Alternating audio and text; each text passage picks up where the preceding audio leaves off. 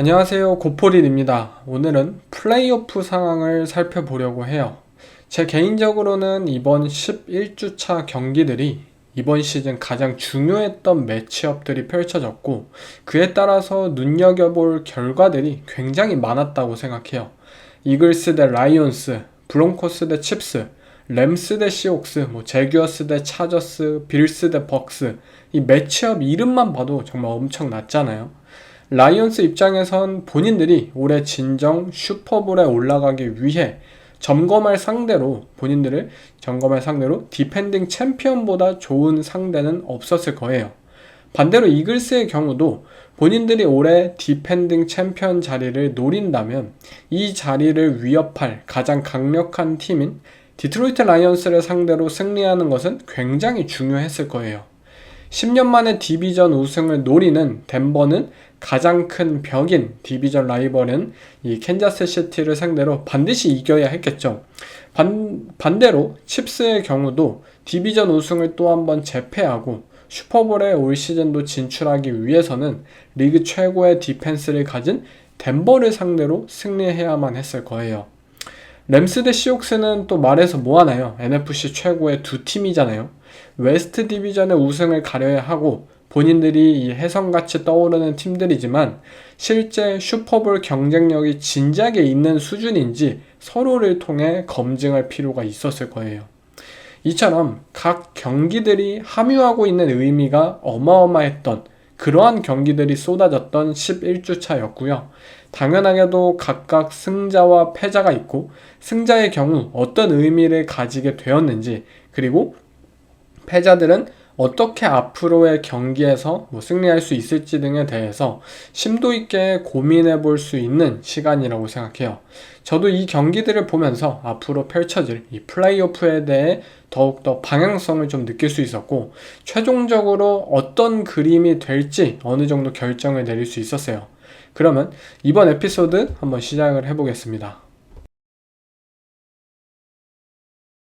I mean, Sam's been balling. Like, if we want to try to define Sam by this game or what, man, Sam's been had us in every fucking game. So for him to sit there and say, "Oh, that's my fault," no, it's not. There was plays that defensively we could have made plays. There were opportunities where we could have got better stops. Yeah, I mean, like, it's football, man. If he's our quarterback, we got his back, and you got anything to say, quite frankly, fuck you. 먼저 저는 진짜 리그인 NFC부터 시작을 해볼게요. 현재 저는 일단 이 리그의 티어를 총 4개의 티어로 사실상 분류를 했어요. 첫 번째, 이제 네 번째 티어는 바로 플레이오프 경쟁이 사실상 끝난 팀들이죠. NFC의 경우 워싱턴 커맨더스, 뉴욕 자이언츠, 미네소타 바이킹스, 애틀란타 팔콘스, 뉴올리언 세인츠, 그리고 애리조나 카디널스, 총 6개의 팀을 꼽았고요. 단순히 성적들만 살펴봐도 4승을 거둔 미네소타를 제외하면은 나머지 팀들이 현재 2승, 3승을 거둔 팀들이 보통이고, 사실상 플레이오프 경쟁이 실제로도 끝난 상황이죠. 구독자분들도 여기에 있어서는 거의 다 동의를 할 거라고 생각해요. 워싱턴의 경우 제이든 다니엘스가 없는 커맨더스, 사실상 리그 최악의 팀이라고 해도 무방합니다. 저는 예견했습니다. 이 부분에 대해서는 이 팀은 굉장히 형편없고 유연하지 못할 것이고, 그리고 그렇게 될 가장 큰 이유는 본인들이 오프시즌 이 팀을 만든 방향성이 있다고요. 늙고 비싸기만 한 선수들을 긁어 모으는, 보통 다른 팀들이 선택하지 않는 그런 좋지 않은 선택을 하였고, 빠른 리그 트렌드에 맞춰 이런 팀 빌딩은 시즌 중에 유연하게 리그 트렌드에 맞춰서 대처하는 그 변화가 불가능하고, 결국에는 부상이라는 리스크까지 짊어질 수밖에 없다는 게 사실이에요. 그나마 커맨더스가 위닝 시즌 정도는 할 거라고 생각했던 점은 온전히 쿼터백인 제이든 다니엘스 때문이었어요. 팀을 캐리하고 언제든 플레이오프 경쟁이 가능한 수준으로 팀을 올려놓을 거라 생각했어요. 하지만 제이든의 부상이 올 시즌 지속적으로 이어졌고 현재도 이 경기를 나오지 못하는 상황이죠. 결국 그들은 모든 원동력을 잃은 채 시즌이 끝이 나버렸어요. 아마 오프시즌에 이 생각을 할 것 같습니다. 아, 우리가 얘네들을 왜 작년에 미쳤다고 영입을 했을까? 디보 사뮤엘, 본 밀러 이런 선수들 우리가 도대체 왜 영입했지? 얘네 계약 언제 끝나지? 지금 내년 데드캡이 얼마지? 다 정리해야 될 텐데 아, 걱정이다 라는 생각을 아마 시즌 끝나고 할 것 같습니다. 다음 뉴욕 자이언츠의 경우도 본인들의 미래 프랜차이즈 쿼터백을 발굴했던 의미 있는 시즌이 되겠지만 올해도 어쨌든 플레이오프는 끝이 났어요. 저번 주에 뭐 많이 얘기를 했었죠. 경쟁력 있는 모습들을 실제로 많이 보여주긴 했지만 실제 그것이 최종 스코어, 승리라는 결과물로 만듦에 있어서 이들은 굉장히 아마추어 같았던 팀이었어요. 그래도 뭐 오펜스와 디펜스 핵심 포지션에 있어서 좋은 선수들, 좋은 탤런트들을 가지고 있는 만큼 내년에는 그래도 올해보다 더 좋은 시즌을 기대해 볼 만하지 않나 라고 생각하고요. 애틀란타는 진짜 아쉬운 팀입니다. 디펜스적으로는 대격변을 시도했고 그게 통했어요. 진짜 좋은 결과로 이어졌잖아요. 그들의 높은 블리츠 비율과 뭐 시뮬레이티드 프레셔 컨셉 이러한 선택들은 단순히 우리가 진짜 망했다 울며 겨자 먹기로 뭐라도 해보자 라는 식이 아니었고 수준 높은 오프시즌의 설계와 그리고 선수들의 실행을 바탕으로 최근 몇 년간 처음으로 팔콘스의 디펜스를 보는 것이 즐거웠던 수준이었어요. 하지만 오펜스는 또 한 번 실패를 했어요.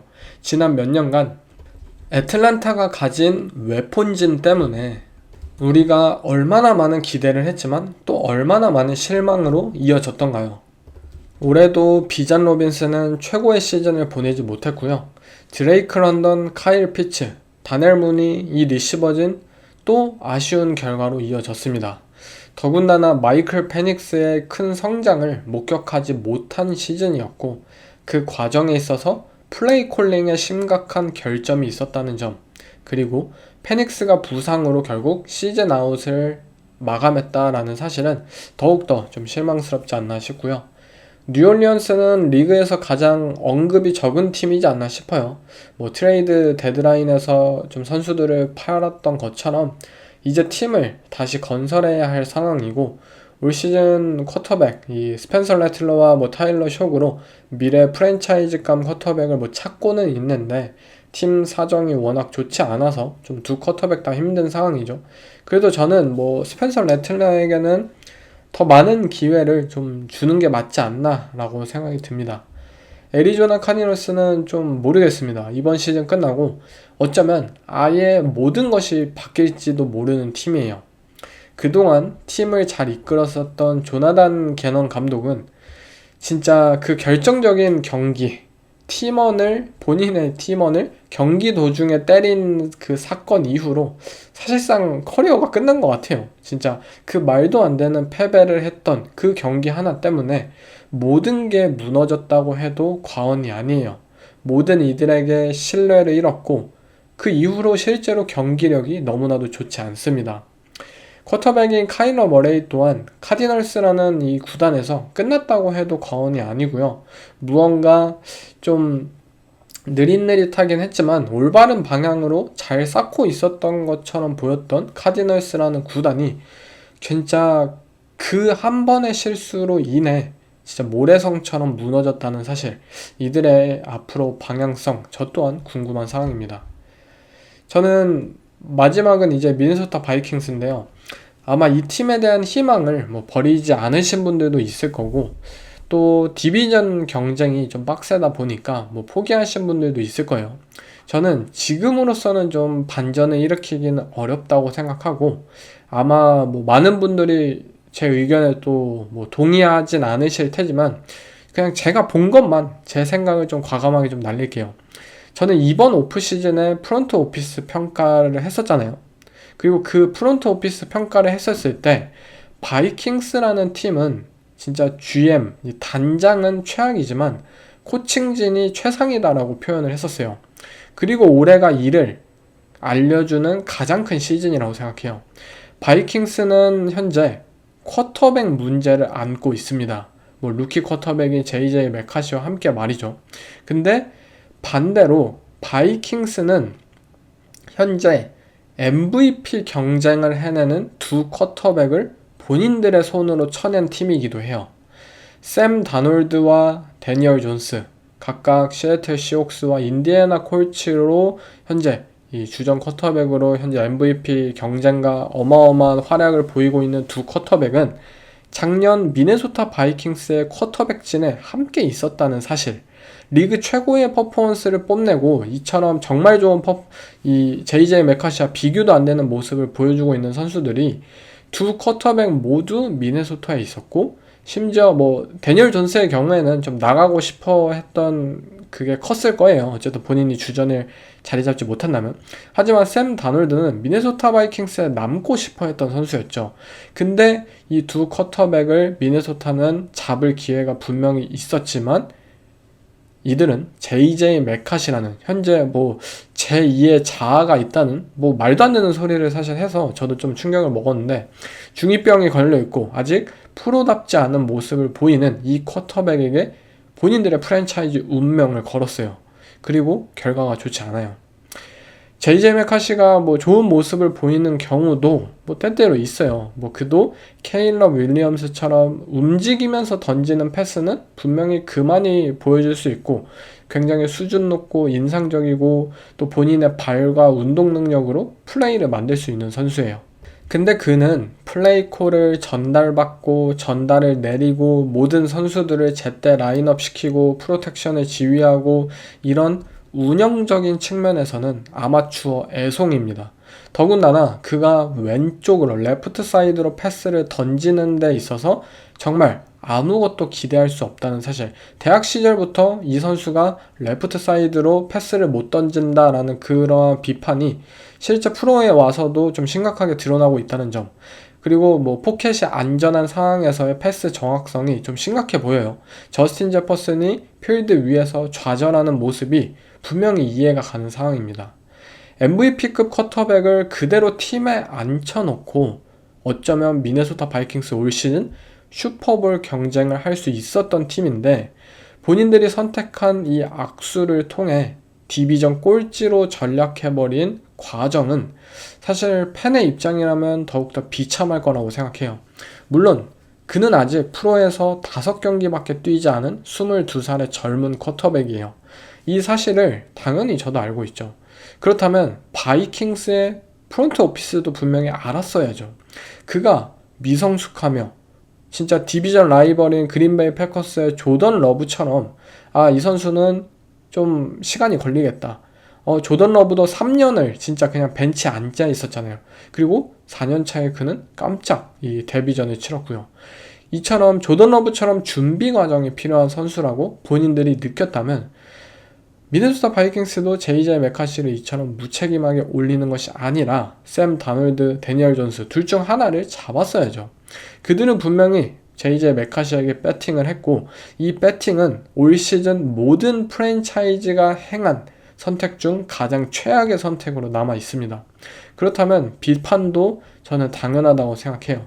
저는 뭐 맥카시가 남은 시즌 동안 반등을 해서 지금 제가 말했던 이 비판들을 비웃을 확률도 있다고는 생각해요.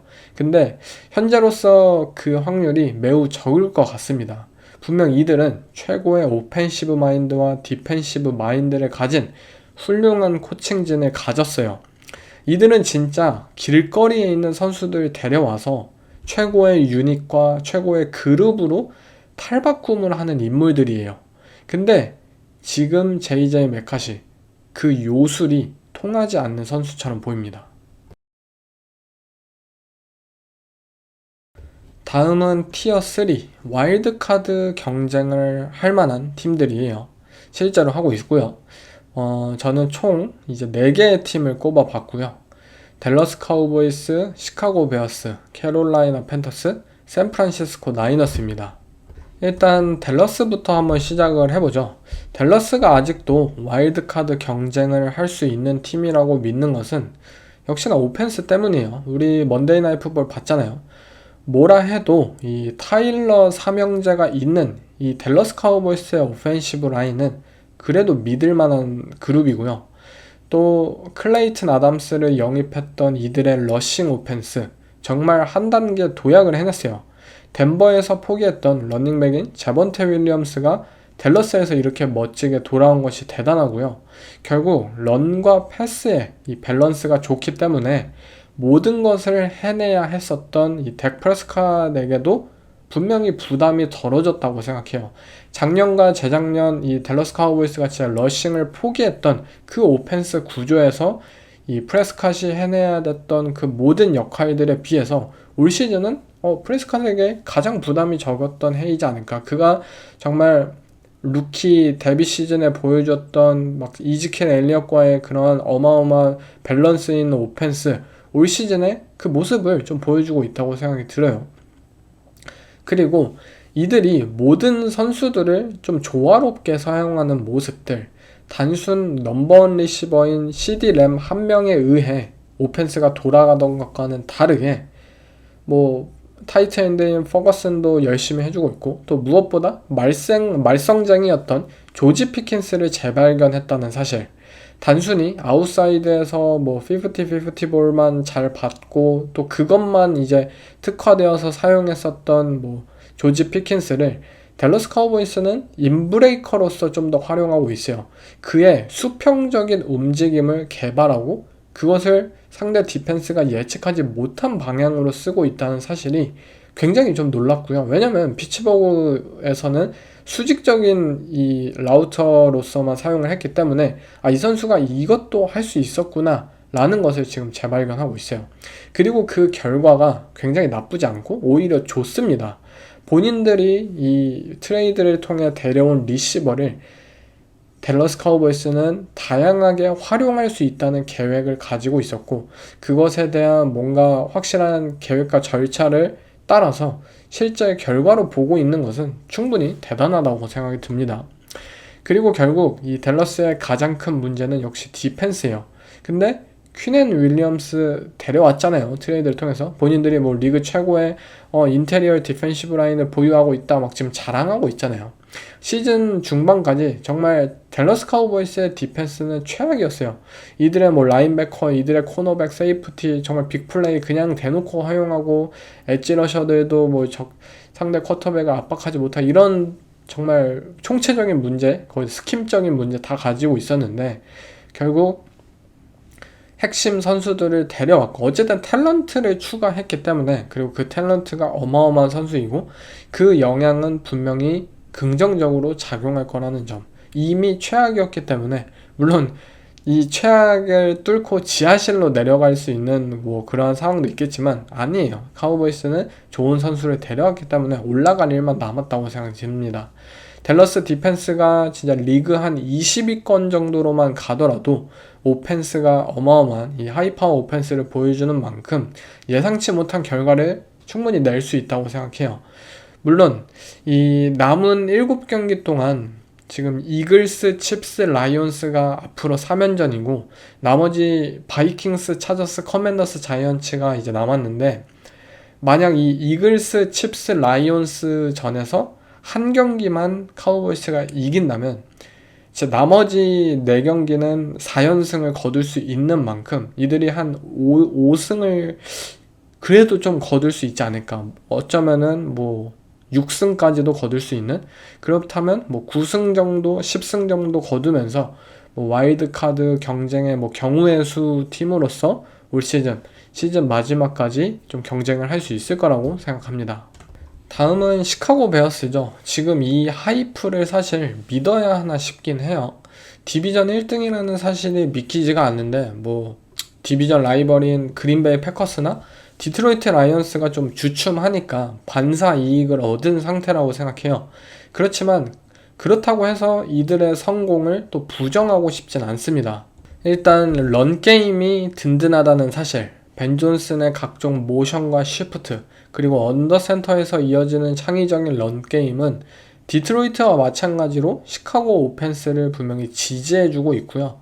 그리고 케일러 윌리엄스의 경기력이 조금씩 전진하고 있는 것도 사실이에요.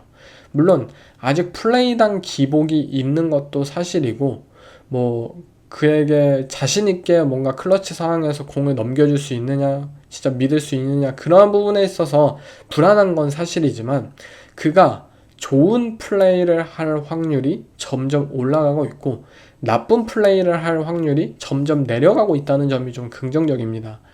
먼저 케일러 윌리엄스에게 있어서 좋은 플레이는 진짜 굉장히 어려운 플레이들이잖아요. 그만이 펼칠 수 있는 정말 하이 퀄리티 플레이들, 그것들이 나올 빈도가 높아지고 있는 반면에 그만이 보일 수 있는 나쁜 플레이들, 정말 패닉적인 상황들, 공을 6초 동안 가지고 있다가 뭐 색을 당한다든지 20야드 뒤에서 색을 당한다든지 아니면은 포켓을 막 드리프트 하다가 뭐 10초 만에 색 당하고 뭐 공 던졌는데 인텐셔널 그라운딩으로 페널티를 받는다든지 이 말도 안 되는 안 좋은 플레이들이 이제는 좀 굉장히 많이 줄었어요. 올해 케일러 윌리엄스의 패스당 색 비율이 작년에 이 루키 시즌에 10.8%였거든요. 근데 올해 4.7%로 한 40%가 줄었어요. 40%로 줄었어요.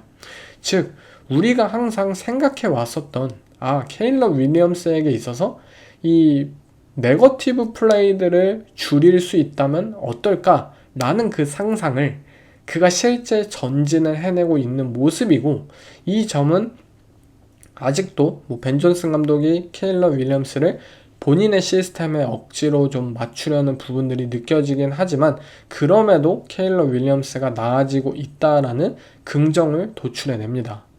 케일럽과 벤 존슨 분명 캐릭터가 강한 두 인물의 만남이었기 때문에 많은 우려가 있었어요.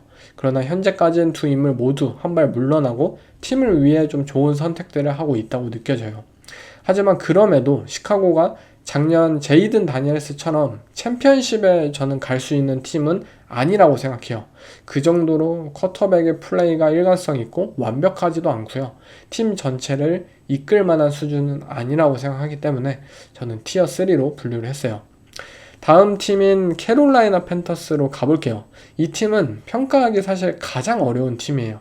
어떨 때 보면은 막 디펜스적으로 막 진짜 탤런트가 부족하니까 특히 패스러셔 쪽에 뭘 해도 안 된다고 생각이 들거든요. 막 상대 쿼터백을 압박하지도 못할 것이고 또 뭐 런디펜스 쪽에서는 뭐 어느 정도 기대를 하겠지만 결국 지금 리그에서 중요한 것은 이 패싱 게임을 어떻게 막느냐잖아요. 근데 생각보다 나쁘지 않다는 점. 어떻게 이제 딱 스탯을 보거나 또는 경기 결과를 보면 어떻게 이들이 뭐 턴오버를 유발했을까? 어떻게 이들이 상대 쿼터백을 압박했었을까? 라는 좀 놀라움을 만드는 팀들 중에 하나이고요. 오펜스의 경우에도 기복이 좀 너무나도 심해요. 제가 저번 주에 이제 브라이스 형과 캐롤라이나 팬더스의 오펜스에 좀 많은 일침을 가했는데 올 시즌 이번 경기 브라이스 형이 뭐 프랜차이즈 최고 이 패싱 야드를 기록하였고 뭐 400야드를 넘게 던졌죠. 그러면서 제가 뭐 부두술 한 것처럼 마치 이렇게 보이는데, 사실 이번 경기 애틀란타 팔콘스와의 필름을 보면서 느꼈던 것은 사실 이게 계속 반복이에요. 그래서 저도 또 얘기하고 싶지는 않지만 어쨌든 여기에서 느낀 것은 이 데이브 카날리스라는 감독이 이번 경기에서는 또 본인의 색채를 아예 빼버렸어요. 브라이스 형이 좋아하는 오펜스 컨셉들만 가져왔어요. 즉 브라이스 형을 뭐 언더센터에 두고 플레이 액션을 펼치게 만들고 타이트 스플릿을 하고 이런 오펜스가 아니라 팔콘스를 상대로 이들은 굉장히 높은 이 스프레드 오펜스를 펼쳤어요. 계속해서 MT 포메이션을 유지하고 또 스프레드 포메이션을 구축한 채 상대 디펜스가 뭘 할지, 무엇을 할 것 같은지 미리 이 브라이스 형에게 분석하게 만들고, 브라이스 형은 그 분석을 바탕으로 빠른 디시전 메이킹을 내리고 또 본인들의 리시버가 어떤 상황에서 좀 더 좋은 매치업에 위치할 수 있는지를 보고 그것에 따라서 미스매치업 볼을 지속적으로 던짐. 엘라바마에서 잘했던 것이 그러한 풋볼이잖아요. 그런 상황에서 이 브라이스 형이 최고의 경기력을 뽐낼 수 있었고, 이번 경기에서는 정말 안정적으로 한 번도 거의 당황하지 않고 이 패싱을 뿌렸다고 해도 과언이 아니에요. 특히 뭐 런게임이 그동안처럼 좋은 수준이 아니었잖아요, 이번 경기에서. 근데도 패싱 게임을 통해서 경기를 온전히 캐리했다는 사실. 이렇게 잘할 수 있는데 왜 그동안은 본인들답지 않았던 그 길을 지속적으로 걸었던 것일까에 대한 의문을 또 결국엔 낳게 만드는 거죠. 그래서 뭐 캐롤라이나가 앞으로도 잘할 것이냐라는 부분에 대해서는 솔직히 너무 도깨비 같은 팀이긴 해요. 그리고 저는 데이브 카날레스 감독이 이런 모습을 또 보여주긴 했었잖아요. 작년 시즌에 이 브라이스 영과 함께 이 시즌 막판에 완전 다른 오펜스를 펼치면서 정말 기대를 모았지만 올 시즌 중반까지 그냥 본인이 원하는 브라이스 영에게 맞지 않는 그 옷을 또 한 번 입히려고 했었고 결국 그것이 탈이 났고 좋지 않은 결과로 이어졌어요. 근데 또 오케이 안 되겠다. 브라이스 영 너 하고 싶은 거 하자 했을 때 이들은 또 프랜차이즈 패싱 레코드를 깼어요. 결국에 이것을 어떻게 바라봐야 할까? 그리고 이 데이브 카날리스라는 감독의 그러한 윅투이 게임 플랜을 과연 우리가 믿어야 하는지에 대해서는 각자의 좀 선택이라고 생각이 들고요. 저는 솔직히 좀 신뢰는 없습니다. 왜냐면은 이번 경기에서는 또 이런 게임 플랜을 가져오고 브라이스 형이 어마어마한 활약을 펼쳤지만 다음 경기에서 또 오펜스가 되돌아갈 확률도 분명히 있거든요. 또 지금까지 그래 왔고요. 그렇기 때문에 캐롤라이나 팬터스라는 팀이 정말 그나마 좀 어느 정도 이 안정감은 있기 때문에 티어 4로 분류하진 않았지만 뭐 티어 3를 넘어서 정말 디비전 우승 또는 와일드카드권의 확정적인 그런 경쟁을 해내기 위해서는 일관성을 보여주는 게 굉장히 중요합니다. 그리고 본인들의 그런 방향성을 정말 믿고 움직이는 게, 그리고 쿼터백이라는 이 브라이스 형이라는 선수를 믿고 힘을 실어주는 게 굉장히 중요한 상황입니다. 다음은 샌프란시스코 나이너스의 경우는 진짜 기적 같아요. 이렇게 부상자도 많고 또 디비전 경쟁이 빡센 팀인데 아직 플레이오프 경쟁을 지금 해내고 있잖아요. 브록 퍼디의 복귀전에서 뭐 퍼디가 복귀하면 안 된다, 뭐 맥 존스를 계속 써야 된다, 이러한 막 미디어의 그런 팀을 흔드는 그런 상황들이 있었음에도 불구하고 퍼디가 완벽하게 복귀를 하면서 그 잡음들을 날리는데 그냥 성공을 했어요. 결국엔 저는 이 팀이 시즌 말미에 갈수록 좀 페이스가 떨어질 거라고는 생각을 해요.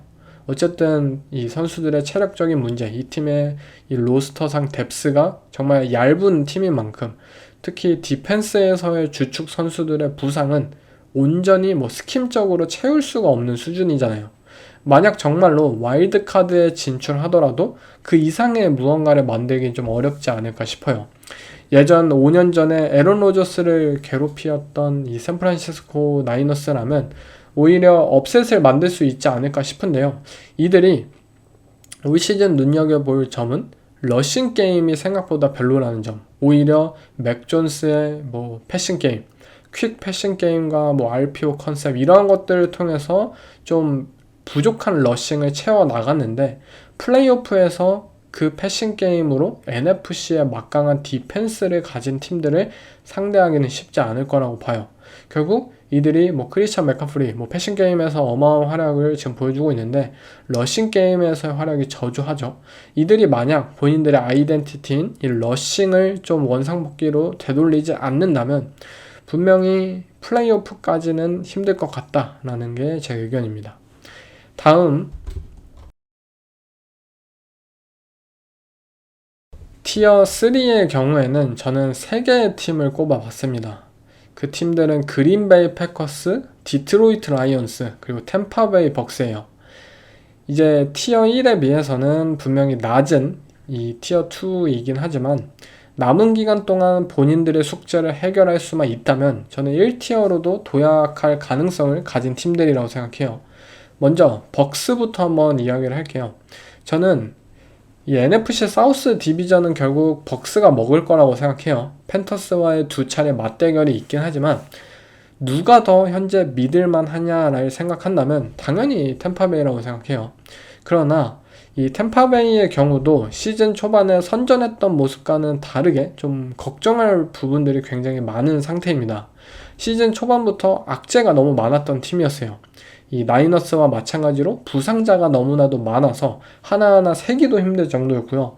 오펜시브 라인은 그냥 5명 전부 다 주전들이 부상이었다라고 해도 과언이 아니었고 실제로 이들이 오프 시즌에 프로젝트했었던 그 오펜시브 라인들 중에 단 한 명도 제자리에 위치하지 못한 경기들이 있었어요. 그러니까 오라인이 진짜 뭐 한두 명 부상이 아니고 5명 전원이 부상이고 또 5명 전원이 주전이 아니라 백업 선수들로 가득하고 뭐 이러한 상황들이 너무나도 많이 펼쳐졌다는 점.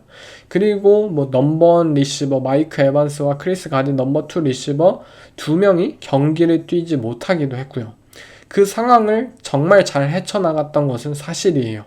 루키 리시버였던 이부카가 벌써부터 더블 커버리지를 상대팀에게 받는 이 특급 리시버의 활약을 보여주고 있고요. 그의 동기인 뭐 테즈 존슨도 쏠쏠하게 활약하고 있고 베테랑 리시버인 스털링 셰퍼드가 이 마이크 에반스와 크리스 가딘 이 맏형들의 역할을 잘 해내고 있고요.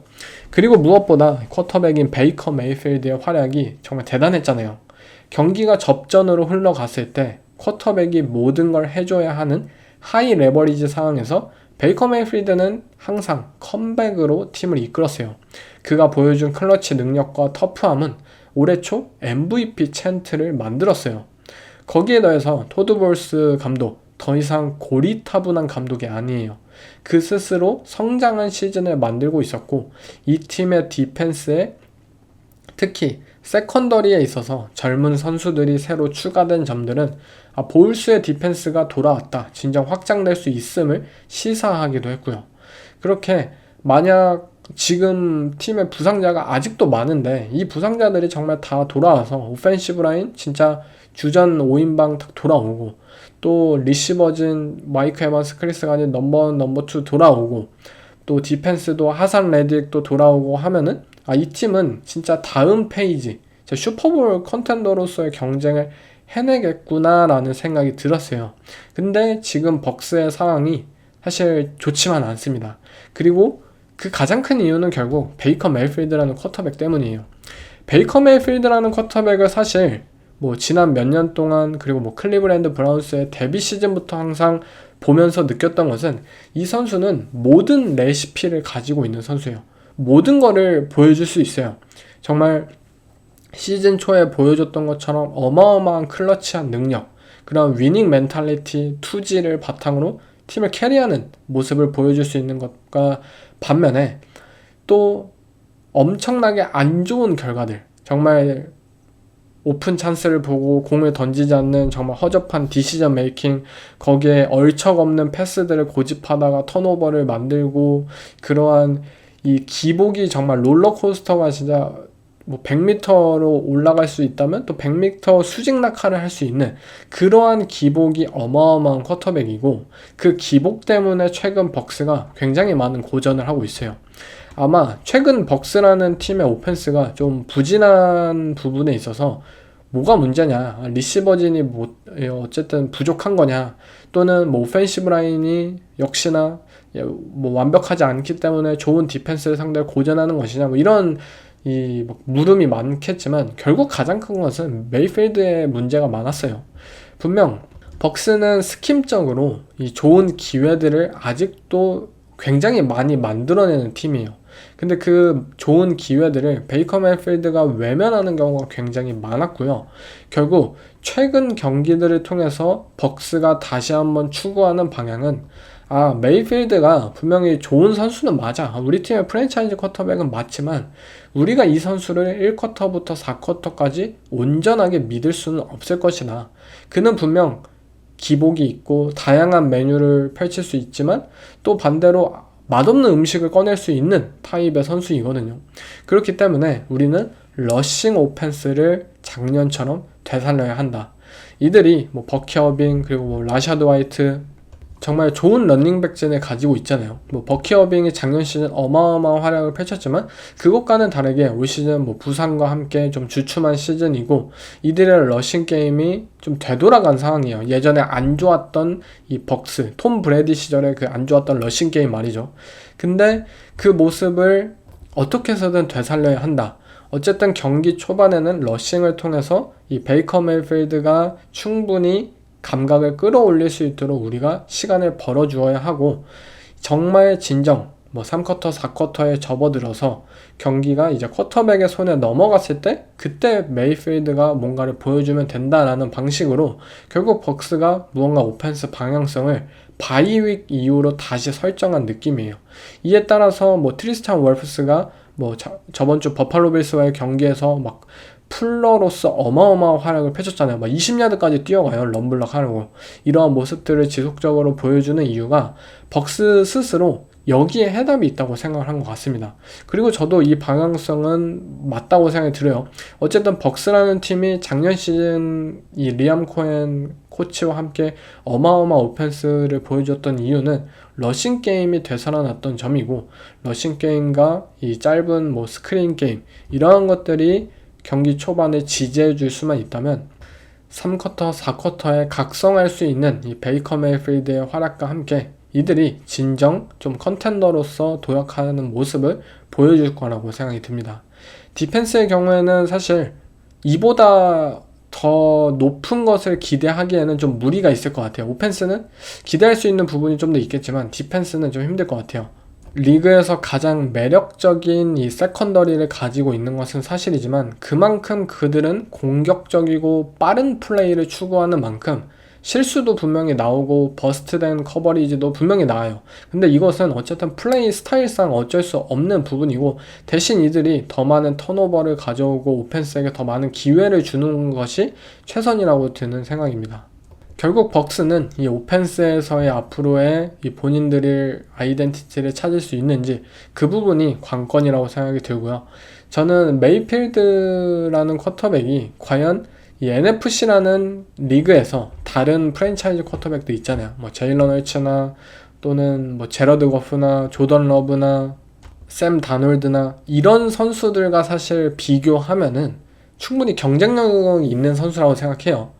물론 매튜 스태포드는 거의 독보적이라고 생각해요, NFC에서. 그래서 스태포드를 제외하면은 나머지 티어에 있는 선수들과 메이필드는 충분히 경쟁력이 있다라고 생각하는 만큼 이들이 러싱 게임을 통해 메이필드에게 기회를 주는 것이 굉장히 중요할 거라고 생각이 듭니다. 하지만 어쨌든 기복이 있는 만큼 저는 이 팀을 티어 1이 아닌 티어 2로 좀 분류를 해놨어요.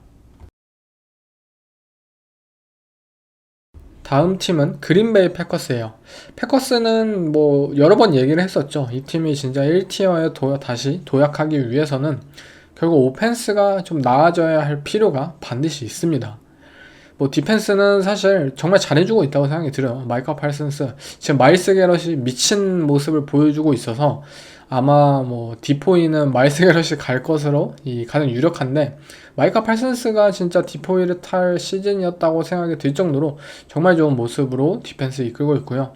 오펜스의 경우에는 사실 이 팀의 오펜스가 문제냐라고 이제 생각을 할 때 좀 의아하긴 해요. 애매한 상황이죠. EPA당 펄 플레이를 이제 따져보면은 플레이당 EPA가 그린베이 패커스가 리그 4위입니다. 아니, 리그 4위에 이 아날리틱 EPA를 기록하고 있는 이 패커스의 오펜스 문제가 맞냐라는 부분을 분명히 생각을 해봐야 될 것 같아요. 일단 사실 뭐 이 데이터적인 부분에서는 패커스의 오펜스가 정말 뛰어나요. 근데 이게 실제 우리가 경기를 봤을 때 뭐 클리브랜드 브라운스나 뭐 캐롤라이나 팬터스를 상대로 이들이 업셋 패배를 당하고 무언가 강팀들과의 매치업에서 자신있게 이 패커스 오펜스의 우위를 우리가 고르지 못하는 이유는 결국 이들의 뭐 플레이당 또는 드라이브당 또는 상황당 기복이 너무나도 심하기 때문이에요. 그린베이 패커스의 뭐 EPA 펄 플레이가 굉장히 좋은 점은 이들은 항상 폭발적인 플레이를 만들어낼 수 있기 때문이에요. 조던 러브는 정말 공격적이고 과감한 이 배팅을 하는 쿼터백이잖아요. 그리고 그것을 실제 가능케 할 수 있는 본인의 뛰어난 신체 능력을 가지고 있어요. 그렇기 때문에 뭐 크리스찬 왓슨에게 막 50야드짜리 막 던지고 인터셉션 안 무서워 그냥 던질 거야. 그리고 그것을 실제로 좋은 결과로 이어지는 만큼 이 선수가 가진 이 공격적인 멘탈리티 때문에 그린베이 패커스는 데이터로만 따지면은 분명히 오펜스가 좋아질 수밖에 없어요. 하지만 이 팀이 촘촘한 레드존 상황에 이제 들어갔을 때 조던 러브가 좀 더 이 존과 존 사이에 정확하게 비집어 놓고 공을 뿌려야 하는 그 순간 이들은 약해질 수밖에 없는 거죠. 그렇다면 결국 레드존 효율성을 올리고 무언가를 펼쳐내기 위해서 이들은 뭔가 선수의 그러한 도움을 받을 필요가 있겠죠. 이들이 자랑하는 우리는 리그에서 가장 젊은 그리고 폭발적인 리시빙 웨폰진을 구축했다. 근데 그 웨폰진이 터커 크래프트 올 시즌 최고의 오펜스 플레이어 시즌 아웃이 됐죠. 그리고 제이든 리드 진작에 부상은 없었고요. 매튜 골든도 사실상 지금 부상을 겪고 있는 상황에서 컨디션이 굉장히 좋지 않아요. 패커스가 시즌 전에 예측했던 이 본인들의 웨폰진, 그것을 바탕으로 어떠한 오펜스를 펼쳐야겠다라는 것들이 결국 부상 때문에 하나하나 다 무너지기 시작을 했고, 그동안 뭔가 팀의 이 근간이었던 이들의 오펜시브 라인들의 플레이 또한 부상자가 겹치면서 뭔가 본인들이 시즌 전에 좀 기대했던 부분보다는 좀 부진한 모습들을 보여주고 있는 것이 사실이에요. 결국 조시 제이콥스가 이끄는 이들의 러싱 게임마저 효율성을 잃은 상황이고요. 사실 생각을 해보세요. 보통 이렇게 다운필드 패싱 게임을 소화하고 이 정도로까지 정말 딥볼을 자주 던지는 쿼터백이라면 사실 디펜스 입장에서는 투하이 커버리지를 기본으로 깔고 이 박스를 가볍게 비울 수밖에 없잖아요. 박스를 가볍게 비운다면 러싱 오펜스가 성공할 가능성이 굉장히 높아지고요. 근데 패커스는 뭔가 이 라이트한 박스를 제대로 공략을 해내지 못하는 상황. 아니, 상대 디펜스에게 그러한 딜레마를 좀 안겨주고 그래야 되지만 우리가 라이트한 박스를 두고도 이들의 러싱 오펜스 별로 무섭지 않네. 그러면은 조던 러브가 실수하길 기다리고 우리는 후방에 더 이 세컨더리를 보내가지고 인터셉션 턴오버를 유발하겠다. 이러한 식으로 디펜스가 접근을 할 수 있게 되었고, 맨 라플라 감독의 입장에서는 결국 이 러싱, 본인들의 이 패싱 스타일과 이 러싱으로 무언가 좀 더 효율성을 벌 수 있는 부분들을 좀 노력을 해봐야 되지 않을까라고 생각이 들어요. 저는 어쨌든 맨 라플라 감독을 믿는 한 사람으로서 시즌 말미에는 무언가 좀 해답을 찾을 수 있지 않을까. 그리고 제가 이 팀을 그래도 높이 사는 것은 플레이오프라는 무대에서는 결국 그 한 번의 하나의 플레이, 두 번의 플레이가 결국 승기를 잡는 경우가 굉장히 많아요. 대부분의 쿼터백들이 그걸 못해요. 그 하이 레버리지 상황 속에서 진짜 40야드짜리 패스 너무 이거 기대하면 안 되지만 그거 한 번만 던져서 성공시켜줘. 그것을 성공시키는 사실 쿼터백들이 거의 없어요. 하지만 조던 러브라는 쿼터백은 무언가 그 플레이를 성공시킬 수 있는 타입의 선수라고 저는 개인적으로 기대를 하고 있어요.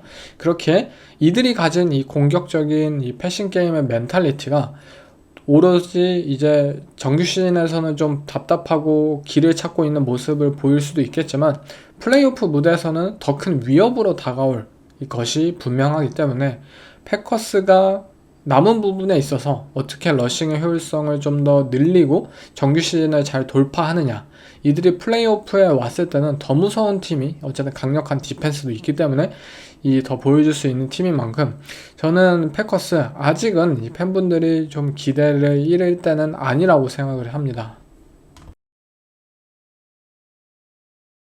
하지만 반대로 이 패커스가 어쨌든 젊은 팀이니까 작년처럼 그냥 젊은 이 혈기만 남은 채 그냥 끝날 수도 있다라고 생각이 들기도 해요. 다음 팀인 디트로이트 라이온스를 한번 살펴보죠.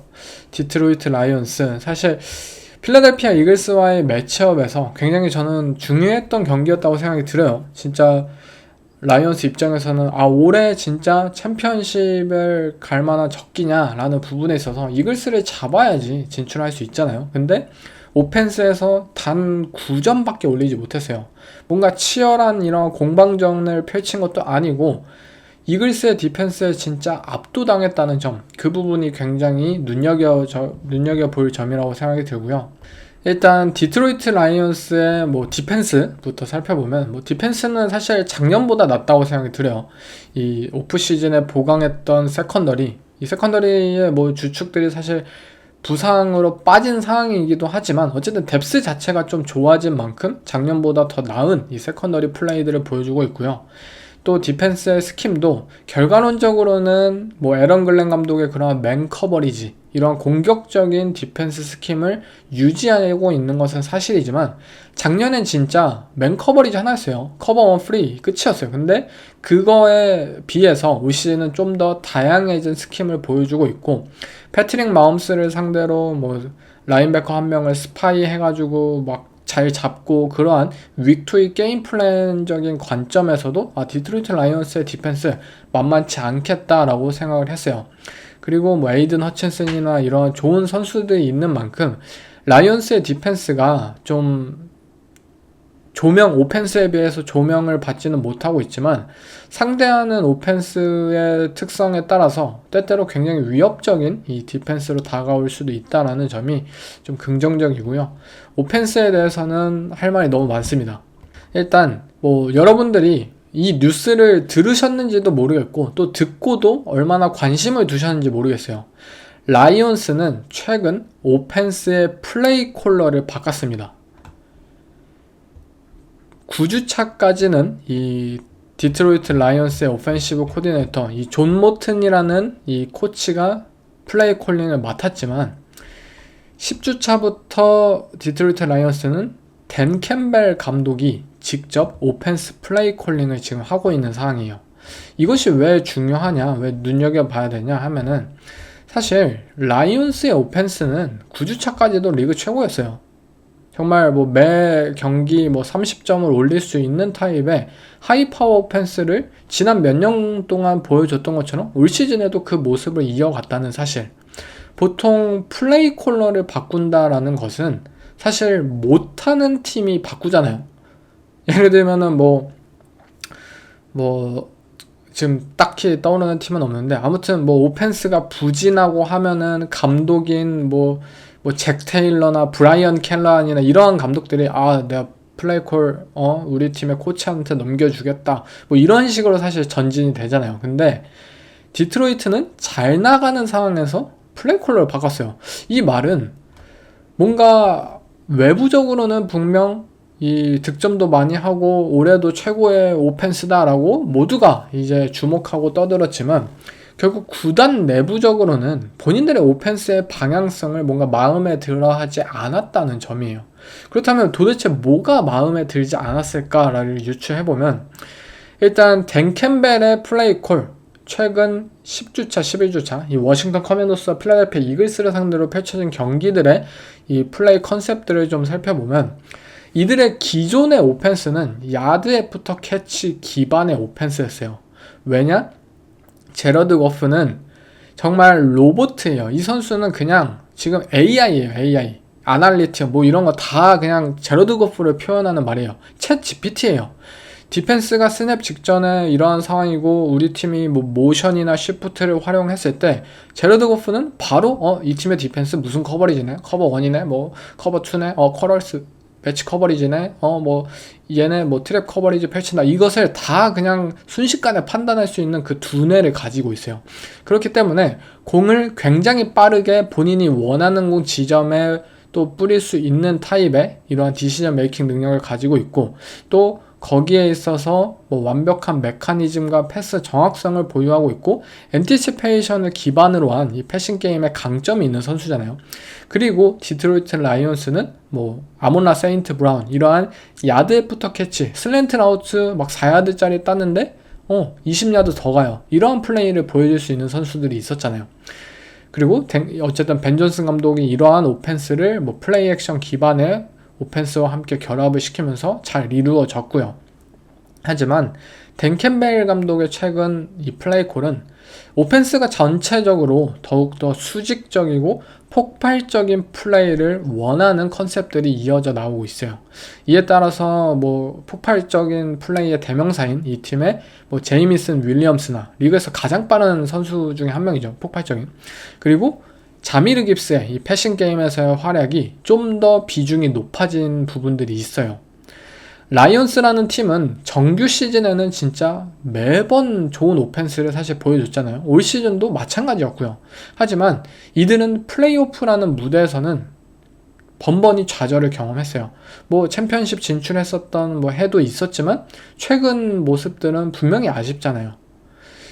결국 이 라이온스라는 팀은 그 부분에 있어서 본인들이 좀 다른 색깔도 가져야 한다는 무언가의 강박관념을 느낀 것 같아요.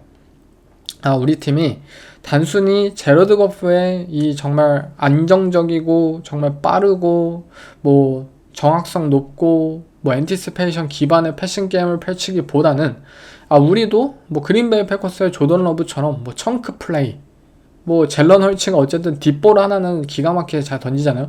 이러한 청크 플레이들을 통해서 플레이오프 무대를 뚫을 수 있어야 한다라는 점들을 무언가 절실하게 느꼈던 것 같고, 마침 우리는 제이미슨 윌리엄스, 리그 최고의 폭발적인 리시버를 가지고 있잖아.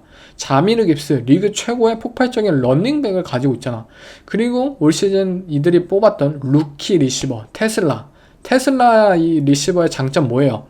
그냥 사이드라인 따라가서 뒷볼, 고볼, 50-50볼 가져와 하면 가져오는 타입의 선수예요. 그렇기 때문에 이들이 무언가 우리가 기존에 먹었던 이 메뉴와는 다르게 차별적인 무언가를 한번 또 만들어 봐야 된다 라는 무언가의 필요성을 느꼈고, 존 모튼 코치도 물론 잘하고 있었지만 그 부분에 있어서 좀 아이디어가 부족한다든지, 또는 이 댄 캠벨 감독과의 그러한 풋볼을 보는 관점에 있어서 좀 다른 부분들을 서로 의견이 다르지 않았나 라고 생각이 들고, 결국 댄 캠벨이 보다 못하겠네, 그냥 내가 한다, 내가 이 팀을 이끌 것이고 나는 내가 원하는 타입의 플레이를 펼칠 수 있는 선수들에게 공이 가게 만들 거야 라는 식으로 무언가 칼을 빼들었다고 생각이 들어요. 그러나 당연히 부작용이 있죠. 제러드 거프라는 쿼터백의 장점은 중간 깊이의 공략을 시도하고 그것을 굉장히 수준 높게 성공하는 부분이에요. 필드의 중앙을 굉장히 빠르게 공략을 해내고 디펜스를 잃고 그 공간 안에 정말 아슬아슬한 패스를 찔러 넣는 능력을 가지고 있는 쿼터백이에요. 이게 라이온스 오펜스의 공식이었고 근간이에요. 근데 제러드 거프에게 정말 그동안 친숙하지 않은 이 청크 플레이를 쫓는 오펜스를 펼쳐라 라고 했을 때, 과연 쿼터백이 이 오펜스의 변화를 굉장히 쉽게 잘 받아들이고 수행할 수 있느냐는 사실 했을 때 바로 할 수 있는 게 아니잖아요. 당연히 의견 차이가 발생할 수도 있고, 그리고 뭐 실제로 의지를 가지고 있다고 하더라도 그것이 본인의 이 플레이 스타일, 본인의 몸과 피지컬에 맞지 않을 수도 있다는 거예요. 물론 이 부분에 있어서는 톰 브래디라는 쿼터백이 정말 완벽한 변화를 선택했었죠. 뭐 뉴잉글랜드 시절에는 톰 브래디가 뭐 딩크 앤 덩크밖에 못한다, 게임 매니지먼트 그냥 시스템 쿼터백이다 했지만, 뭐 랜디 모스와 함께 엄청난 이 패싱 게임을 보여주기도 했고, 또 템파베이 벅스에 와서는 진짜 그냥 다운필드 패싱 게임의 황제가 됐었잖아요. 그런 모습들을 이 제러드 거프에게도 뭔가 요구하는 상황인데, 개인적으로 제가 뭐 제러드 거프에게 뭐 앙심이 있는 게 아닙니다. 저는 제러드 거프의 최근의 이 활약들은 정말 많이 칭찬을 했었고 높이 사고 있어요. 근데 제러드 거프의 장점과는 분명히 이 댄 캠벨이 추구하는 방향이 좀 거리가 멀다고 생각이 들어요. 더군다나 이들은 인테리어 오펜시브 라인 쪽에 있어서 어쨌든 아슬아슬한 그런 시한폭탄 같은 부분들이 있다고 생각해요. 현재까지 뭔가 확실하게 1주차 경기 이후로 확실하게 터진 적은 없어요. 근데 인테리어 오펜시브 라인맨들이 과연 이 수직적인 오펜스를 펼쳤을 때 그것을 감내할 수 있느냐라는 부분도 그렇고, 분명 잘 나가는 배를 이끌고 있었는데 그 배를 뭔가 다른 방향으로 돌렸을 때 그것이 온전하게 잘 순항을 할 수 있느냐라고 물었을 때 저는 좀 쉽진 않을 것 같아요. 분명 선수들 내부적으로도 이 방향이 맞는가라고 고민을 할 수도 있을 거고, 또 뭐 댄 캠벨 감독이 추구하는 방향이 설사 맞다고 하더라도 그 과정이 사실 좋지 않다면 분명 무언가의 압박이 들어올 가능성도 많을 거예요. 그냥 우리 원래 하던 거 잘하자, 굳이 무리하지 않아도 될 것 같은데 라는 식으로 의견이 모아질지도 모르죠. 하지만 댄 캠벨 감독이 추구하려는 그 방향성도 이해는 합니다. 어쨌든 본인들의 오펜스, 이 팀은 디트로이트 라이온스는 이 팀의 정말 화려하고 막강한 이 다이너마이트 같은 오펜스가 팀을 이끌고 있잖아요. 근데 그 팀이 플레이오프만 가면은 무언가 아쉽게 아쉽진 않고 어쩌면 뭐 매갈이 없이 무언가 탈락을 해요. 그리고 그 가장 큰 이유는 본인들이 정말 뭐 터프한 풋볼을 플레이오프에 맞춰서 펼칠 수 없다는 사실.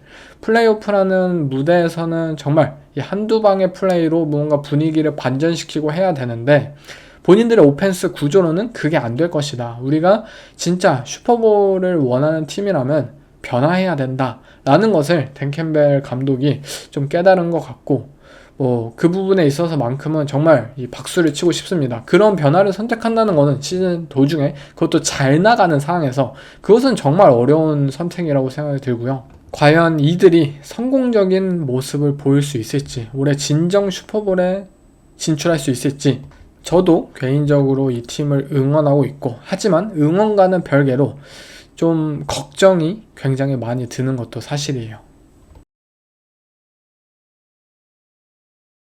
네, 다음 1티어의 팀들이죠. 1티어의 팀들, 필라델피아 이글스, LA 램스, 그리고 시애틀 시옥스를 꼽았는데요. 먼저 이글스부터 가보죠. 이글스는 뭐 디트로이트 라이온스를 상대로 좀 좋은 승리를 거두었고, 그 이면에는 역시 이 팀의 디펜스가 정말 뛰어나다라는 점이 있죠. 일단 필라델피아 이글스의 디펜스가 사실은 시즌 초반까지는 좀 작년 어쨌든 우리가 슈퍼볼의 그 이미지가 굉장히 강하잖아요. 패트릭 마홈스가 이끄는 칩스의 오펜스를 거의 셧아웃 시킬 정도로 완벽한 모습을 보였는데, 그거에는 좀 많이 모자란다가 시즌 초까지의 모습이었어요. 그리고 시즌 중반까지는 조금 모자란다 정도였는데, 이제는 거의 그 정도 수준에 근접을 하고 있다라고 느껴졌어요. 일단 이 선수들의 스킴적인 부분에서의 커뮤니케이션 능력 미친 수준이에요. 이들은 이 빅판조 코치가 뭐 매치 커러스 커버리지를 주로 펼치잖아요. 이 세컨더리들의 그런 호흡과 커뮤니케이션에 따라서 리시버의 라우트가 어떻게 펼쳐지느냐에 따라서 본인들의 역할이 또 맡겨지고, 그런 상황 속에서 너무나도 빠르게 그것을 인식하고 그곳에 실제로 달려가고 공을 쳐내고 하는 모습들이 너무나도 이 수준이 높은 상황이고, 단순히 뭐 커뮤니케이션적인 측면에서만 뛰어난 것도 아니라 개개인의 활약도 미친 수준이에요. 퀴년 미첼이라는 이 2년차 코너백, 올프로 퍼스트급이라고 저는 생각이 듭니다. 아니, 올프로 퍼스트가 아니고 그냥 패트릭 설테인 다음에 정도라고 생각이 들어요. 그 정도로, 아니 그냥 바운더리에 있으면은 상대 리시버 셧아웃 가능, 이거는 사실 말도 안 되는 수준이었다고 생각이 들고, 라이온스의 오펜스가 사실 이번 경기에서 엄청나게 못한 경기가 아니었어요. 이들은 실제로 기회를 많이 만들어냈고, 제러드 고프 또한 뭐 어쨌든 날씨의 영향이나 이런 게 있어서 완벽한 이 경기를 펼치진 않았지만 중간중간 그만이 보여줄 수 있는 굉장히 타이트한 윈도우로 공을 잘 꽂아 넣었어요. 근데 퀴년 미첼이 다 쳐내고, 이들의 또 다른 코너백들 막 어드리 잭슨 또한 막 미쳐가지고 쳐내고, 이러한 모습들을 보여주니까 진짜 이미 이 세컨더리 커뮤니케이션, 이 존 커버리지에 대한 인식, 이러한 것도 뛰어난데 개개인의 이 맨 커버리지, 이 마킹 상황에서도 굉장히 뛰어나고, 더군다나 가장 중요했던 것은 역시 이글스의 프론트가 정말 막강해졌다는 점이에요. 분명히 시즌 초반에는 기대했던 것보다는 분명히 별로였어요. 뭐 제일런 카터나 조던 데이비스나 좀 성장이 느리네라고 생각을 했는데, 이제는 그냥 라인을 부숴내고 있어요. 뭐 조던 데이비스는 막 팁볼 막 계속해서 만들고, 이 제러드 거프가 던질만한 이 필드의 중앙을 왠지 여기다 던질 것 같아, 그냥 공 손 뻗자 라는 식으로 다 쳐내요. 아마 이글스가 이것은 이 게임 플랜적인 측면에서 미리 대비를 해온 것으로 생각이 드는데, 아무튼 뭐 인테리어 디펜시브 라인, 또 모로 오조모 거의 미친 수준이에요. 지금 말도 안 돼요. 더군다나 이들은 안주하지 않았어요. 필립스를 트레이드를 통해서 영입을 했죠. 저는 그리고 필립스의 트레이드가 3라운드 픽을 줬고 그런 부분들이 비싸다라고 생각은 했지만, 단서 조항으로 이글스라는 팀에 만약에 와서 이 선수가 그나마 최고의 환경인 만큼 어쩌면 몸값을 충분히 뽑아낼 수도 있겠다라고 단서 조항을 달기도 했었죠. 근데 이글스는 실제로 그거를 결과로 보여주고 있어요.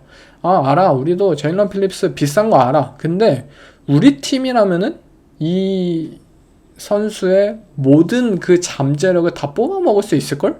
라는 식으로 이 선수를 데려왔고, 실제로 제일런 필립스는 현재 필라델피아 이글스의 엣지 러셔 중 가장 최고의 모습을 보여주고 있어요. 그리고 브랜든 그램을 은퇴했는데 이 선수 복귀해, 너 슈퍼볼 반지 3개 얻고 싶잖아 라는 식으로 꼬셔가지고 지금 프론트 뎁스가 더욱더 막강해진 상황이에요. 그렇기 때문에 젤릭스 헌트도 좀 더 임무가 편해지고, 놀란 스미스도 뭐 부상에서 완전히 회복하고 나면은 더 좋은 플레이를 아마 펼칠 수 있는 상황이지 않을까라고 생각이 들고, 결국 빅판지오 코치는 오케이, 우리 팀의 프론트가 거의 완성됐다. 그렇기 때문에 나는 패트릭 마홈스에게 했던 것처럼 그냥 포맨 러시만 할 거야. 나 블리츠 안 해. 우리 그냥 7명 세컨더리 그냥 뭐 완벽하게 커뮤니케이션을 통해서 상대 쿼터백이 던질 수 없는 존을 촘촘하게 만들어내자 라는 것을 지금 펼칠 수 있어요. 그렇기 때문에 뭐 블리츠로 시즌 초반에 좀 이 패스러셔가 부족해가지고 같이 라인 선상에 세워가지고 뭐 패스러시에 가담시키고 블리츠로 활용했었던 이 자히드 캠벨이라는 이 루키 라인베커가 기용이 적어질 수밖에 없는 것이, 아니 이제는 블리츠 안 해도 돼. 우리 팀은 그냥 라인맨으로만 부숴낼 수 있거든. 그런 식으로 현재 디펜스가 흘러가고 있고요. 또 잭번과 나코비딘, 뭐 캠벨이 때때로 좋은 활약 보여주지만 어쨌든 나코비딘이 모든 걸 또 보여줄 수 있는 선수잖아요. 다양하게 펼칠 수 있는 그러한 모습들을 지속적으로 보여주고 있는 만큼 저는 이글스의 디펜스 거의 약점이 없는 수준이라고 생각이 들어요.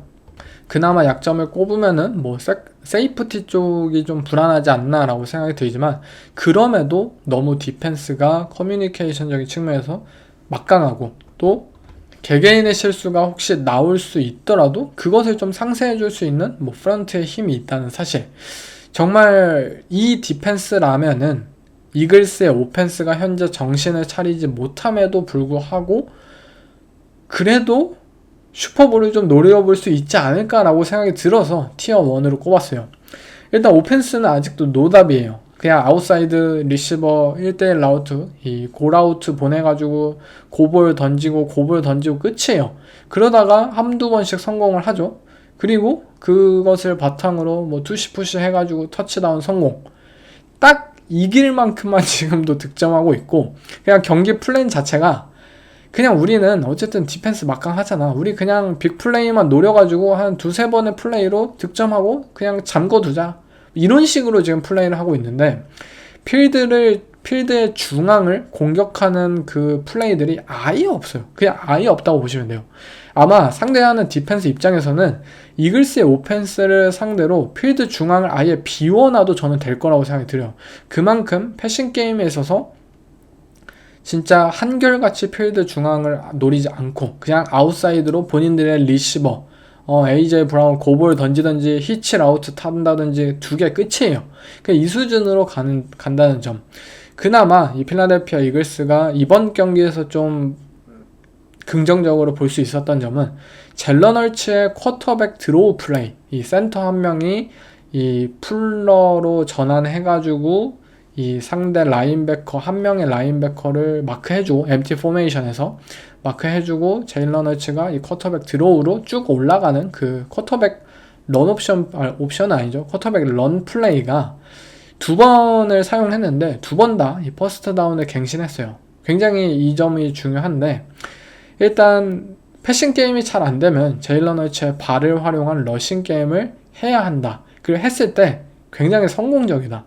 그리고 본인들이 지속적으로 무언가 타이트 스플릿을 펼치고 그냥 가운데 꽁꽁 막 쪼여가지고 무언가를 펼치려고 했던 것과는 다르게 스프레드 오펜스, 그냥 MT 포메이션 펼치고 무언가를 했을 때 더 좋은 결과가 나왔다는 점은, 그래도 이글스의 오펜스가 뭐라도 다른 방향으로 시도했을 때 긍정적인 결과가 도출됐잖아요. 그러니까 그런 플레이들을 좀 더 연구하고 비중을 늘린다면 지금 진짜 최저의 오펜스니까 그나마 올라갈 점이 있다라는 것을 발견했다. 저는 그 점을 그래도 좀 긍정적으로 보고 싶어요. 하지만 뭐 라이트 태클인 올프로 리그 최고의 라이트 태클인 레인 존슨이 부상으로 아마 플레이오프까지 못 나올 것으로 거의 예상이 되는데, 그 점은 굉장히 아쉽습니다.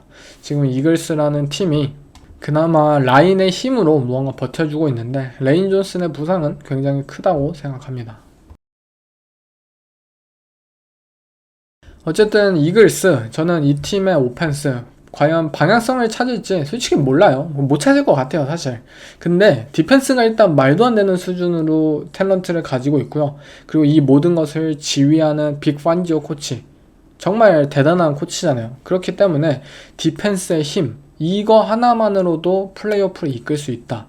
근데 제일런 헐츠와 필라델피아 이글스, 플레이오프만 진출하면은 오펜스가 각성하잖아요. 템파베이만 안 만나면 돼요. 그렇기 때문에 이글스라는 팀은 지금 이 오펜스의 모습만 봤을 때는 절대 티어 1에 둘 수 없는 팀이에요. 근데 디펜스와 그리고 플레이오프에서의 무언가 기대감, 그 하나만으로 이 팀을 저는 티어 1으로 꼽아봤습니다. 네, 다음 팀은 시애틀 시옥스예요. 시애틀 시옥스. LA 램스와 이번 주 매치업에서 거의 굉장히 아슬아슬하게 졌다고 해도 과언이 아닌데, 사실 이번 매치업이 저는 올 시즌 최고의 경기였다고 생각이 들어요. 일단 최고의 두 팀이 만났기 때문에 그게 펼쳐졌어요. LA 램스랑 시애틀 시옥스는 NFC, AFC 두 리그 진짜 통틀어서 최고의 팀들이에요. 이건 부정할 수 없다고 저는 생각이 듭니다. 오펜스와 디펜스 모든 부분에 있어서, 스페셜 팀은 빼고 이 모든 부분에 있어서 정말 이 최고의 역량을 가진 팀이었고 최고의 코칭진을 가진 팀이라고 볼 수 있고, 플레이오프라는 무대를 생각했을 때 더 막강한 힘을 보여줄 수 있는 팀들이라고 생각을 했어요. 일단 시애틀 시옥스에 대한 이야기를 해보자면, 먼저 이 팀의 오펜스, 리그 최고로 폭발적인 오펜스를 보여주는 팀이잖아요. 잭슨 스미스 지그바가 정말 리그 리시빙 야드를 현재 이 1위로 이끌고 있고, 그리고 그 이름값이 진짜 양악이 아니다. 왜냐면 LA 램스라는 팀의 디펜스가 이날 정말 빡빡했어요. 디펜스, 존 커버리지 이런 것들. 근데 그럼에도 불구하고 원핸드 캐치로 굉장히 쉽게 청크 플레이를 만들고, 진짜 어떠한 상황에서든 본인한테 공이 오면은 그것을 성공으로 이끄는 그런 모습들을 보여주면서, 진짜 잭슨 스미스 지그바가 리그 최고의 리시버 맞구나 라는 것을 재확인할 수 있었고요.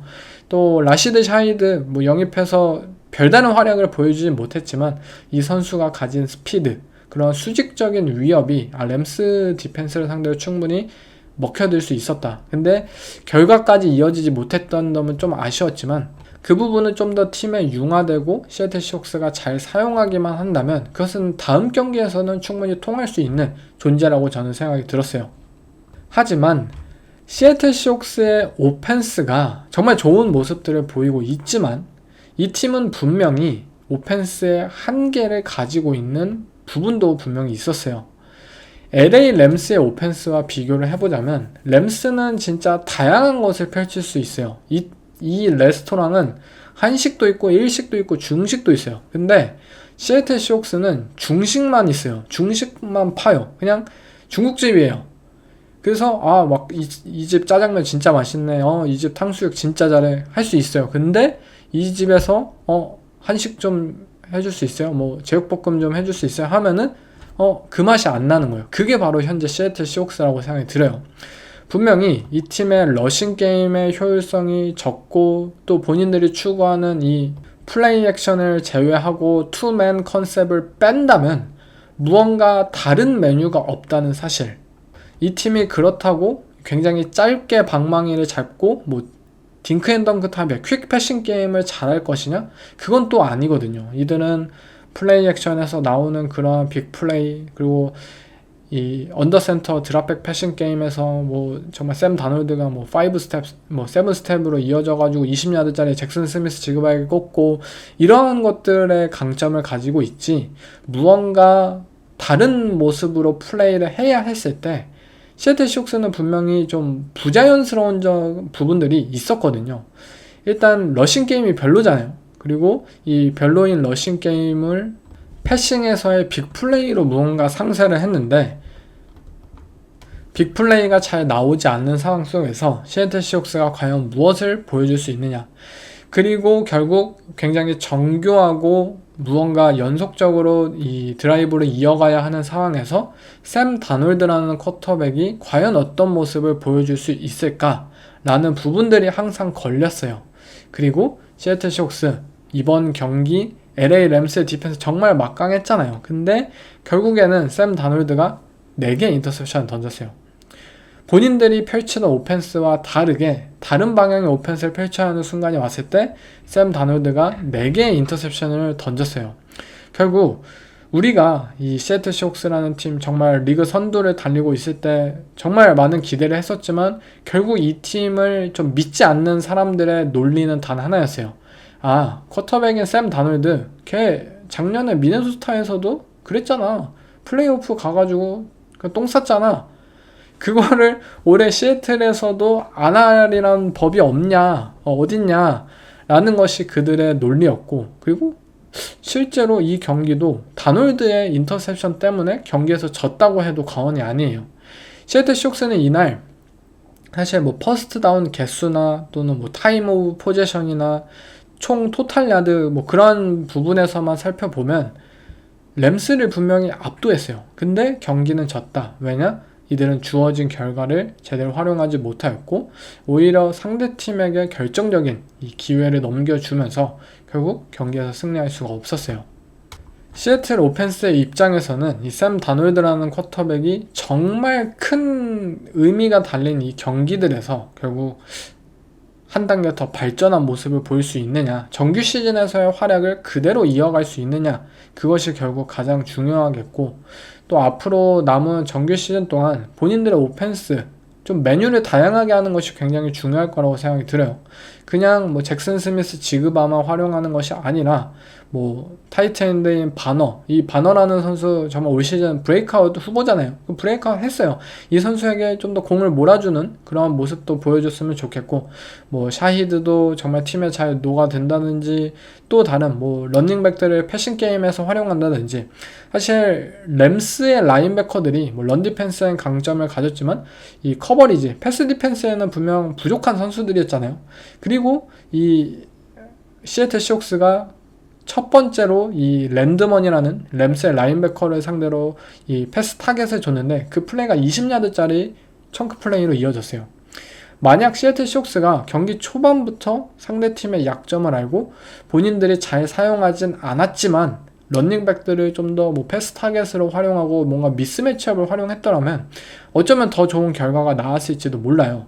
결국 시애틀 시옥스 앞으로 과연 본인들의 오펜스가 어떤 다양한 메뉴를 얻을 수 있을지, 그리고 샘 다놀드가 플레이오프에서 과연 이 새가슴적인 면모를 보이지 않고 나 완전히 달라졌어, 나 정규 시즌뿐만 아니라 플레이오프에서도 MVP야 라는 모습을 보여줄 수 있을지, 그것이 관건이라고 생각해요.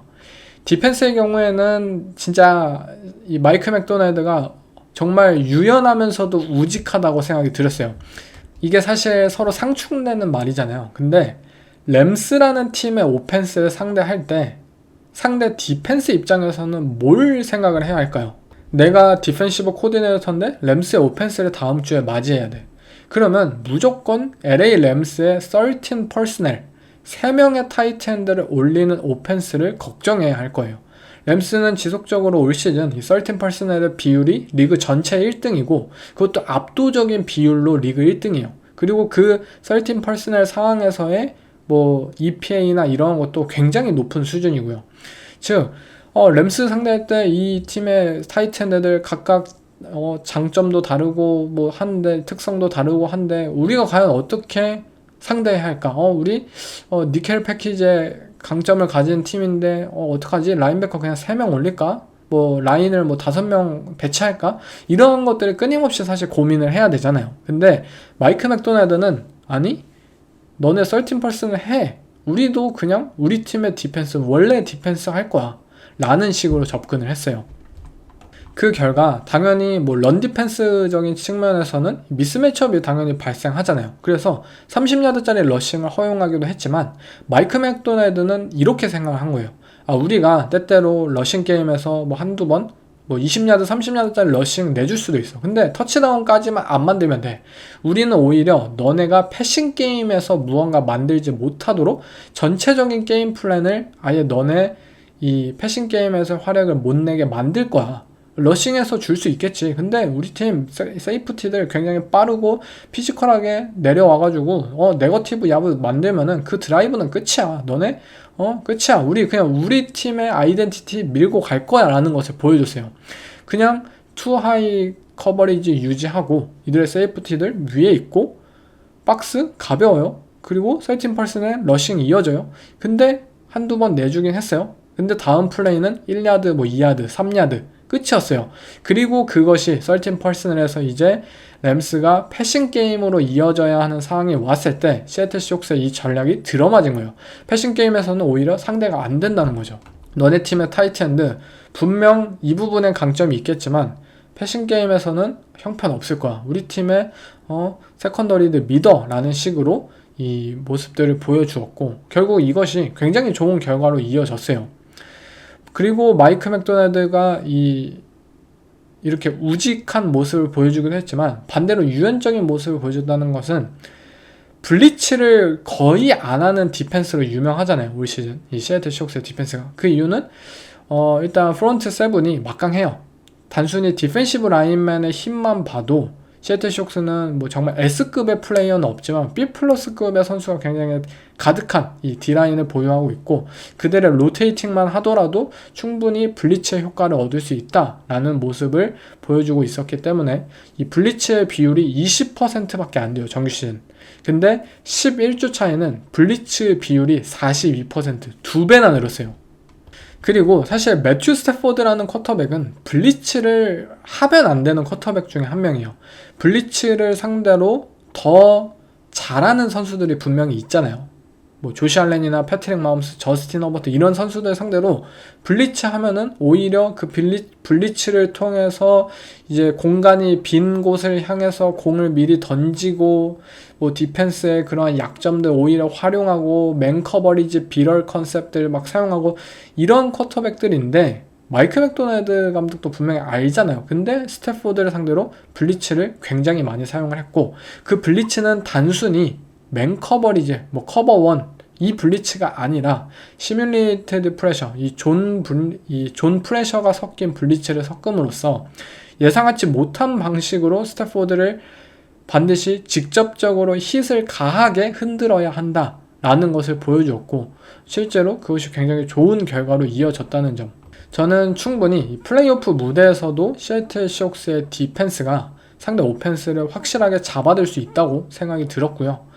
뭐 경기에서 지기는 했지만 이 팀의 디펜스가 얼마나 션 맥베이 감독을 힘들게 만들었는지 매튜 스태포드를 힘들게 만들었는지를 생각한다면 시애틀 시옥스의 올 시즌 이 정규 시즌에서의 선전이 진짜 단순하게 뭐 정규 시즌에 잘했다가 뭐 플레이오프 와일드카드에서 떨어지고 이러한 깜짝 활약이 아니라 진짜 더 높은 무대에 진출할 가능성이 굉장히 높은 팀의 활약이라고 생각이 들어요. 하지만 아까도 말씀드렸다시피 더 높이 결국 올라가기 위해서 이들은 반드시 오펜스 쪽에서의 성장이 현재로서 필요한 상황이에요.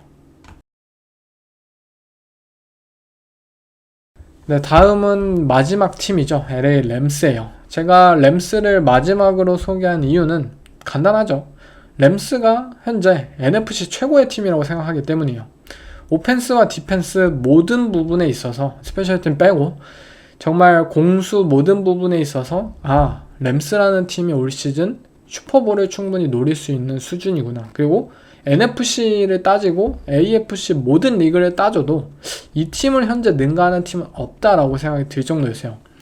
일단 뭐 오펜스 쪽에 대해서 얘기를 하자면 사실 시애틀 시엑스와 아까도 언급이 됐지만 시애틀 시옥스의 오펜스와 LA 램스의 오펜스 어느 쪽이 더 업사이드가 높고 무언가를 기대할 수 있느냐라는 부분은 폭발적인 플레이는 분명 시애틀이 우위에 있을지 몰라요. 그렇지만 램스는 다양한 메뉴를 선보일 수 있다는 사실, 중식, 일식, 한식을 모두를 건네줄 수 있는 사실, LA 램스의 13 퍼스널 굉장히 막강하고 올 시즌을 지탱했잖아요. 근데 그것이 잘 통하지 않았을 때 사실 대부분의 팀들이라면 뭐 13%는 그냥 고집하고 한다든지 또는 뭐 되지도 않는 거 뭐 시도한다든지 그러겠죠. 근데 맥베이 감독은 빠르게 진짜 생각을 전환했어요. 오케이, 13% 잘 안 통해. 얘네한테는 우리 11% 스프레드 오펜스 가자 라는 식으로 매튜 스태포드가 쇼 패싱 게임을 통해서, 왜냐면 상대가 어쨌든 블리츠를 통해서 우리 팀의 쿼터백의 눈을 속이고 직접적으로 가하려고 했었으니까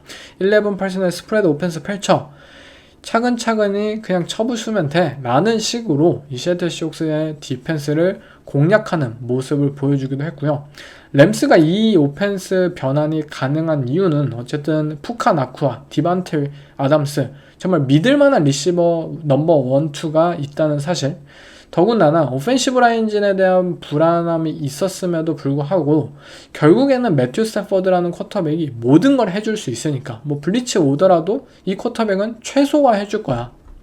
정말 많은 위협이 있었지만 매튜 스태포드 이날 색을 단 한 번도 당하지 않았어요. 시애틀 쇼크스의 마이크 맥도날드가 블리츠를 2배나 올렸는데도 색을 한 번도 안 당했다. 그 정도로 공을 안전하게 관리할 수 있었고, 이 쿼터백이 또 이 오펜스의 퍼스널이나 포메이션 변환에서도 모든 것을 정말 잘 다루고 선수들을 배치시킬 수 있었다는 사실, 그 부분이 결국 승부를 가르는 요소였다고 저는 생각이 들고요. 램스라는 팀이 더군다나 더 무서웠다는 점은 이 경기 사실 오펜스가 더 비중을 많이 차지했던 것은, 경기를 이끌어 나갔던 것은 결국 시애틀 시옥스의 오펜스였어요. 더 많은 야드를 전진했고 더 많은 타임 오브 포지션을 소유했고 더 많은 퍼스트 다운을 기록했어요, 시옥스는. 하지만 램스는 주어진 그 최소한의 기회 속에서 결국 승리할 만한 득점을 연결시켰다는 점, 터치다운을 만들어냈고, 시애틀 쇼크스가 진짜 필드골로 계속 막 득점을 하고 이렇게 쌓아가는 순간 속에서 램스는 우리는 필드골로 안 될 것 같은데? 그냥 터치다운 3번 하면 되는 거 아니야? 라는 식으로 굉장히 이 득점을 좀 효율성 있는 모습으로 이 득점하는 데 성공을 했고, 션 맥베이 감독도 이 경기가 만약 본인들이 터치다운을 잡고 시작을 하면은 굉장히 유리할 것이라고 생각했던 만큼 이 레드존 상황에서의 좀 고포릿이 무리할 수 있었다고 판단을 할 수도 있었겠지만, 아니야, 우리 팀은 이 경기에 터치다운 해야 돼. 해야지 샘 다놀드를 좀 더 이 혼란시키고 흔들 수 있고 그 선수를 좀 더 조급하게 만들 수 있을 거야 라는 식으로 결국 경기를 굉장히 영리하게 설계했다는 점, 이 점이 결국 경기 초반에 굉장히 램스에게 빠르게 이 리드를 할 수 있었던 기회를 가져다 주었고, 램스라는 팀이 무서운 점, 아까도 언급드렸지만 이 게임 내에서 유연하게 상대에 맞춰서 변화가 가능하다는 점, 이 점이 이 팀이 진짜 슈퍼볼까지 뭐 플레이오프 무대에서의 그러한 것들을 기대했을 때 정말 제일 무서운 점인 것 같아요. 디펜스적인 부분에서도 사실 램스의 디펜스, 뭐 제러드 벌스나 뭐 이 바이런 영, 이 팀의 디펜시브 라인들은 사실 무서운 거 다 알잖아요. 근데 램스의 가장 큰 약점으로 꼽혔던 이 세컨더리는 사실 아직도 좀 불안하다고 저 개인적으로 생각이 들어요. 근데 시애틀 시옥스와의 이 경기에서는 진짜 완벽한 디펜스지 않을까? 라고 생각이 들 정도로 개개인의 선수들의 역량은 딸릴 수 있지만 그 선수들이 플레이가 시작됐을 때 본인들이 어디에 위치해야 되고 무엇을 쫓아야 되는지를 정확하게 인지하고 정말 주저없이 그것을 따르고 있다는 점, 이마누엘 포브스의 그 라시드 샤이드의 그 딥볼 패스, 레드존 이 터치다운 패스를 그 쳐내는 장면, 여러분들 모두 다 하이라이트 영상을 통해 보셨잖아요. 이 포브스라는 코너백이 사실 팀에서 쫓겨나고 진짜 램스에 왔었을 때도 무언가 기대하기 힘들었던 선수였다고 생각이 드는데, 아니 지금은 그냥 날아다녀. 본인이 누구를 쫓아야 하는지를 이제는 본능적으로 그것을 선수들이 알기 시작했고, 뭐 인터셉션을 2개나 가져온 뭐 키친스나 또는 뭐 데리우스 윌리엄스나 코비 듀란트, 인터셉션 모든 것들 기록한 선수들, 정말 이 샘 다놀드의 뭐 라우트를 미리 읽어내고 어떤 식으로 공을 던질 것인지를 미리 예측하는 경지에 오르는 그러한 플레이들을 지속적으로 보여줬기 때문에 이 팀의 디펜스가 분명 이 탤런트라는 측면에서는 부족할 수 있겠지만 그것을 모두 상쇄할 수 있는 그런 타입의 디펜스의 코칭을 현재 받고 있고, 그것들을 적절하게 디펜스 플레이 콜을 내리는 이 슐라 코치가 이번 경기에는 가장 수운이지 않나 라고 생각이 들었어요. 결과적으로 저는 램스라는 팀이 현재 오펜스와 디펜스에서 가지고 있는 그 밸런스, 그리고 본인들이 어떠한 상대든 어떠한 상황으로 경기가 펼쳐지든 유연하게 대처할 수 있는 그 모습들, 그러한 것들이 이 팀이 NFC 현재 최고의 팀일 수밖에 없다라고 생각이 들고요.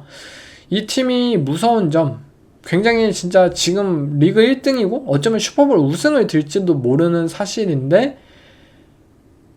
애틀랜타 팔콘스의 드래프트 픽을 내년에 가지고 있어요. 제가 애틀랜타 팔콘스가 이 트레이드를 했을 때 정말 멍청한 이 머저리 구단이라고 많이 깠었죠. 지금 얘기하는 거예요. 애틀랜타 팔콘스는 분명 올 시즌 망할 것이 분명했기 때문에 이런 말 하면 좀 팬분들한테 그렇지만, 어쨌든 그 픽의 가치가 지금 당장 이 쉽게 팔 가치가 아니었거든요. 그것도 제임스 피어스라는 이 엣지러셔 한 명한테. 그 픽이 내년 시즌 램스가 슈퍼볼에 우승했는데도 탑3 픽을 지금 먹을 확률이 굉장히 높아요. 이 사실 LA 램스라는 구단이 얼마나 이 좋은 팀을 지속적으로 유지할 수 있는지에 대해서 이 가장 쉽게 알려주는 예이지 않나 라고 생각이 들고, 진짜 올 시즌 이들의 모습만 보면은 놀라워요. 진짜 매튜 스태포드 이 오프 시즌에 뭐 트레이드 하냐 마냐, 뭐 은퇴를 하냐 마냐, 션 맥베이 감독 이러고 있었는데, 아니 야 우리 그냥 슈퍼볼 우승 해보자, 달려가자 라고 이들이 집중을 했을 때 그것에 진짜 완벽한 현재 과정을 보여주고 있고, 또 미래까지 완벽하게 대비를 하고 있다는 점, 이러한 점들 진짜 말도 안 됩니다. 네, 이상 티어 분류는 여기서 마치고요. 이제 뭐 디비전 우승 그리고 와일드카드를 현재 상황에 이제 예측을 해보자면, 일단 NFC 이스트는 뭐 볼 것도 없죠. 필라델피아 이글스가 뭐 디비전 우승을 할 거고요. 어쩌면 1번 시드까지 먹을지도 몰라요. 다음 주에 있을 댈러스 카우보이스 원정 경기를 이긴다면 시카고 베어스, 뭐 LA 차저스, 라스베가스 레이더스, 워싱턴 커맨더스 2번 남았는데 이 경기들 솔직히 다 이겨야 된다고 봐요. 제 개인적으로는. 못 이기면은 또 뭐 제일런 헐츠와 또 AJ 브라운 싸우고 뭐 그런 루머 막 AJ 브라운 또 인터뷰로 뭐 나한테 공 더 줘 뭐 이런 식으로 또 뭐 드라마가 나오겠죠. 하지만 어쨌든 반드시 이겨야 하는 경기들이고 충분히 이길 수도 있는 경기라고 생각이 들고요. 17주 차에 버팔로 빌스와의 경기 남았는데 이거 하나 지고 나머지는 다 이긴다 그러면은 14승 3패예요. 그러면은 1번 시드의 가능성도 굉장히 높다라는 점. 그리고 NFC 노스 디비전을 살펴보면 사실 제일 어려운 디비전이죠. 왜냐면 고만고만해요. 근데 저는 현재 7승 3패를 거두고 있는 시카고 베어스는 결국엔 내려갈 거라고 생각이 듭니다. 당장 다음 주 피츠버그 스틸러스와의 경기도 좀 업셋 가능성이 분명히 있고, 또 연전으로 펼쳐질 이글스 패커스 원정 경기, 이거는 좀 굉장히 빡셀 거라고 생각이 들어요. 만약 이들이 진짜 다음 주부터 3연패라도 겪기 시작한다면 마지막 나머지 뭐 클리브랜드 브라운스 경기하고 또 다음 경기가 패커스, 나이너스, 라이온스인데 굉장히 쉽지 않을 거예요. 특히 케일러 윌리엄스라는 쿼터백에게 있어서 막강한 디펜스를 상대하는 것, 시카고가 좋은 결과를 내려면 결국 그냥 허접한 디펜스 하지만 막강한 오펜스를 가진 팀과 슛아웃 게임 하는 게 오히려 더 승산이 있어요. 막강한 디펜스 가진 팀으로 케일러 윌리엄스 좀 불안한 측면이 너무나도 많기 때문에 시카고 베어스가 저는 디비전 우승을 결국에 거머쥐지는 못할 것이라고 생각이 들고요. 현재로서는 디트로이트 라이온스를 그래도 좀 믿고 싶어요. 일단 라이온스라는 팀이 디비전 내 다른 팀들보다 뭔가 확실한 이 오펜스에서의 우위를 가지고 있는 팀이고, 오펜스가 고만고만한 팀들을 상대로 이 팀의 디펜스도 충분히 경쟁력이 있다는 점을 생각한다면 저는 라이온스에게 이 디비전 경쟁에서의 좀 우위가 앞설 거라고 생각이 듭니다.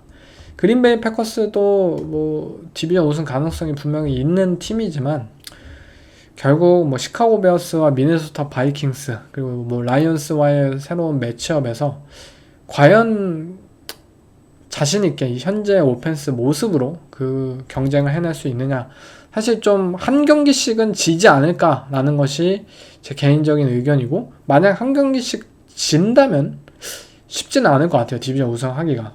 그리고 뭐 덴버 브론코스나 또는 볼티모어 레이븐스를 거의 시즌 막판에 상대해야 되는데, 레이븐스가 진짜 이제 와일드카드나 또는 디비전 우승을 노리려고 정말 시즌 막바지까지 총력전을 펼칠 거란 말이죠. 그러면은 패커스 입장에서 레이븐스 잡는 거 솔직히 쉽지 않을 거라 생각이 들어요. 그리고 덴버 원정도 굉장히 힘들 것 같고요. NFC 사우스의 경우에는 템파베이를 선택하고 싶어요. 캐롤라이나 팬터스, 뭐 도깨비 같은 팀이고, 뭐 진짜 깜짝 이 디비전 우승을 거머쥘지도 모르겠지만, 또 반대로 어떻게 고꾸라질지도 사실 모르는 팀이거든요. 하지만 반대로 벅스는 그래도 무언가 바닥이 있는 팀이라고 생각이 들어요. 이 경쟁력 있는 팀들과의 매치업에서도 분명 아쉽게 지고 있고, 또 양악을 할 때는 또 굉장히 빡세게 양악을 하는 만큼 이 팬터스와의 2연전이 굉장히 중요하겠지만, 2연전을 어쩌면 둘 다 잡을 수도 있다는 사실, 베이커 메이필드만 좀 정신을 차린다면 저는 벅스에게 이 디비전 우승의 기회가 굉장히 많다고 생각이 듭니다. NFC 웨스트의 경우에는 램스를 선택할 거고요. 물론 시애틀 시옥스와의 그 디비전 맞대결이 한 번 더 남아있긴 했지만, 어쨌든 램스라는 팀이 맞대결을 또 한 번 했을 때 또 우위에 설 수 있는 그런 힘을 가지고 있다고 생각이 듭니다. 와일드카드권 세 팀을 꼽자면 저는 일단은 시애틀 시옥스는 당연히 들어가야 한다고 생각이 들고요. 그리고 그린베이 패커스도 들어가야 한다고 생각이 들어요. 시애틀 시옥스는 사실 와일드카드지 사실상 넘버 2 시드라고 생각이 들어요. 그만큼 램스와 함께 지금 투톱의 활약들을 보여주고 있는 팀이고, 이 와일드카드 뭐 그린베이 패커스 얘기도 하자면 패커스도 뭐 디트로이트 라이온스에게 밀려서 뭐 와일드카드권에 떨어지긴 하겠지만 굉장히 이 업셋 후보로 강하고 또 막강한 디펜스를 보유하고 있고, 오펜스에서의 한방을 플레이오프 무대에서 여실히 보여줄 수 있는 만큼 굉장히 위협적인 팀이라고 생각이 들고요. 마지막 한 자리는 뭐 캐롤라이나냐 뭐 샌프란시스코냐 또는 시카고 베어스냐 댈러스 카우보이스냐, 분명히 굉장히 혼란이 많아요. 근데 저는 일단은 시카고랑 캐롤라이나는 좀 떨어질 것 같아요. 현재로서는. 일단 시카고는 불안한 그런 활약들이 끝까지는 이어지지 못할 것 같고요. 뭐 캐롤라이나 팬터스도 약간 믿음이 어쨌든 흔들리는 팀인 만큼 끝까지 이 경쟁을 해낼 것 같진 않아요. 댈러스 카우보이스가 사실 오펜스적인 측면에서만 보면은 사실 넘버 7 시드로 가장 어울리는 팀이라고 생각이 들어요. 자격이 있는 팀이라고 생각해요. 근데 현재 팀 성적이 4승 5패 1무, 좀 승수를 좀 벌어놨다면 자신있게 댈러스를 뽑았을 텐데, 하필 또 좀 꼬라박은 경기가 많았어가지고 이제 뭐 나머지 경기들을 진짜 많이 이겨야 되는 굉장히 불안한 상황이죠. 반면에 샌프란시스코 나이너스, 좀 부상자도 많고 결국 시즌 말미에 체력적인 이슈가 터질 거라고 예측은 해요. 근데 남은 경기가 캐롤라이나 팬터스, 클리브랜드 브라운스, 그리고 테네시 타이탄스, 인디애나 콜츠, 시카고 베어스, 시애틀 시옥스예요. 일단 뭐 캐롤라이나 팬터스 현재 만만치는 않지만 팬터스 잡고 또 브라운스 잡고 타이탄스 잡으면은 10승 4패예요. 지금 나이너스의 스케줄이 굉장히 앞으로 좀 좋은 상황이고, 뭐 콜츠, 베어스, 시옥스 이 남은 3연전은 뭐 상황에 따라서 좀 쉬엄쉬엄 풀어가서 한 경기만 잡지 않는 식으로 한다면 뭐 11승 4패, 뭐 최대 12승 4패까지 기록할 수 있는, 현재 굉장히 좀 이제 카일 셔나한 감독이 정말 대단하다라고 찬양할 수밖에 없는 상황이에요. 즉 저는 일단 디비전 우승 이 필라델피아 이글스, 디트로이트 라이온스, 템파베이 벅스, LA 램스를 꼽았고요. 와일드카드로는 시애틀 시옥스, 그린베이 패커스, 샌프란시스코 나이너스를 꼽아봤습니다. 지금 이 예측도 아마 뭐 11주차 끝나고 했기 때문에 뭐 좀 더 시간이 갈수록 이 플레이오프 윤곽이 드러날수록 변할 수도 있겠지만요. 그렇게까지 크게 뭐 부상자가 쿼터백 포지션에 이게 발생하지 않는 한 그런 변화가 생기진 않을 것 같아요. 각 팀들 모두 정말 어마어마하게 좋은 이 팀들을 현재 꾸려냈고 그것들이 실제 결과로 보여주는 만큼 이 팀들 선에서 이 플레이오프 경쟁이 이루어지지 않을까라고 기대를 해보고요. 제가 사실은 AFC도 한 번에 하려고 했어요. 근데 시간이 이제 모자랍니다. AFC 이 플레이오프 예측 그리고 경기들 리뷰는 다음 에피소드, 다음 주에 다시 한번 할게요.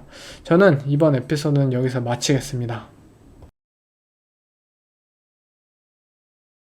I think the first thing is one of the things that can sometimes be a blessing in disguise that we talked about is how do you create authentic value for everybody and maximize their skill sets? And by nature of being able to utilize, if you got a jersey up on game day, if you're one of those 48, how can we maximize it? I think our defense has done a really good job of that. And then I think the offense, our guys on offense have done a really good job. And, every single week, we're tasked as a coaching staff. How do we maximize our players' skill sets?